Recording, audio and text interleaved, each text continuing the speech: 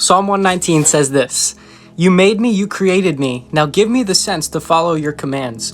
May all who fear you find hope in me for a cause for joy. For I have put my hope in your word. I know, O Lord, that your decisions are fair. You disciplined me because I needed it. Now let your unfailing love comfort me, just as you promised me, your servant.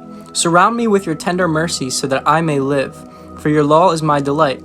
Bring disgrace upon the arrogant people who lied about me. Meanwhile, I concentrate on your commandments.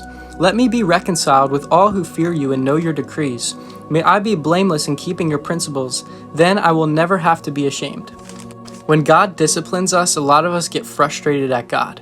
But David said in Psalm 119, verse 75, "I know, O Lord, that your decisions are fair, and you disciplined me because I needed it." David realized he needed the discipline. He was humble enough to say, God's decision was fair, and I needed the discipline. I needed to be disciplined. Are you humble enough to say that to God? David also asked God to comfort him. He said in verse 76, "Let your unfailing love comfort me, just as you promised, your servant." You see, I think a lot of us, we don't approach God when we need help. When we feel like we need comfort, we can actually go to God with that because he's a good father. And there's no prayer that's too small to pray for God. There's nothing that's like sometimes people think we only pray about the big things. Like, I'm going to pray about what college to go to, who to marry, if there's a serious health issue. But if I need comfort and my soul feels anxious, that's too little for God to care about. But David said, no, I need to be comforted, God, and I'm bringing that request to you, and I'm trusting your unfailing love to fulfill that promise. David was also lied about. It says, "Bring disgrace upon the arrogant people who lied about me. Meanwhile, I will concentrate on your commandments." David said, I'm not going to focus on the people lying about me, slandering me, persecuting me.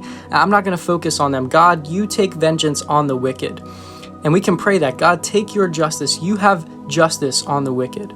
That's an okay prayer to pray, even though the Bible says, too, we should love our enemies and pray for those who persecute us and bless them who harm you. We should also ask God, do your justice. Lord, let your justice be done. But notice David's not focusing on them. He's focusing on the commandments of the Lord.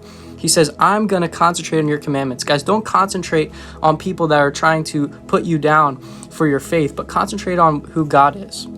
In verse 73, he says, "You made me, you created me. Now give me the sense to follow your commands." David's recognizing his creator is the authority. A lot of people don't recognize God as the authority in their lives, but we have to realize we're created by God and we're accountable to our creator. The potter has no right to say, the clay has no right to say to the potter, "Why have you done this? Why have you made me like this?" No, the potter can do whatever he wants with the clay. And that's what David realizes.